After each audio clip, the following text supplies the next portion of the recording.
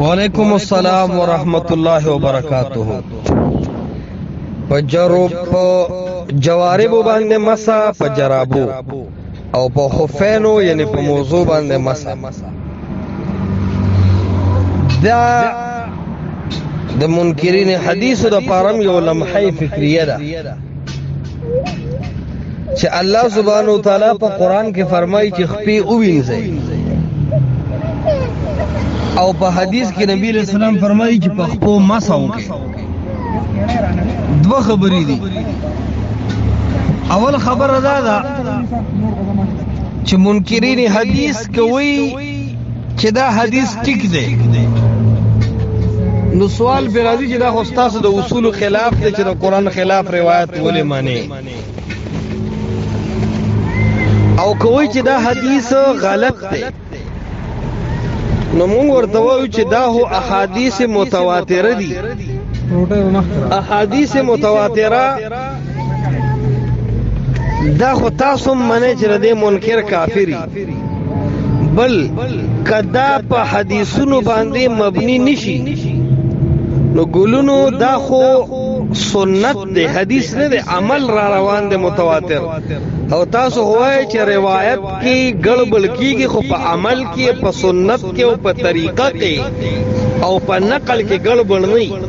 نو دا مسه په موضوع یا جرابو باندې خو په عمل کې د امت متواتر را روانه ده.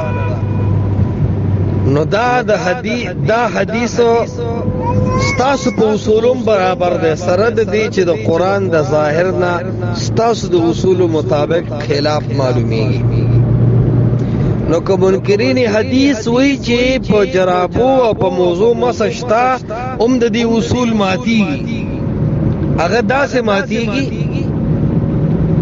چې دا د قران په آیت عمل اونشو او حدیث د قران خلاف ظاهر کې معلومیږي.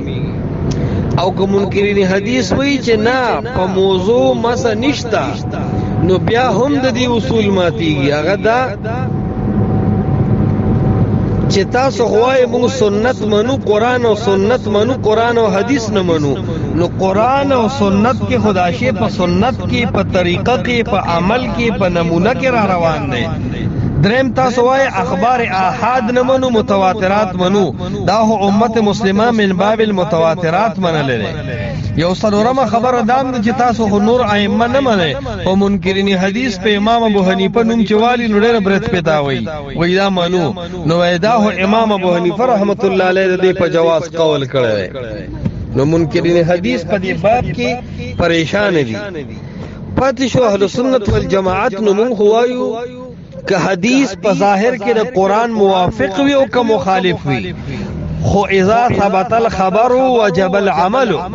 کله چې په صحیح سند ثابت شي او امت مسلمه محدثین په هغه رد اونکو او امت مسلمه هغه معلول او یا د قران معارض اونشبارو، نو زموږ عقل دا فیصله نشي کولی چې د قران د ظاهری تعارض د وجه حدیث پریږدي، بلکې مونږ به سند ته ګورو، د امت مسلمه عمل ته ګورو.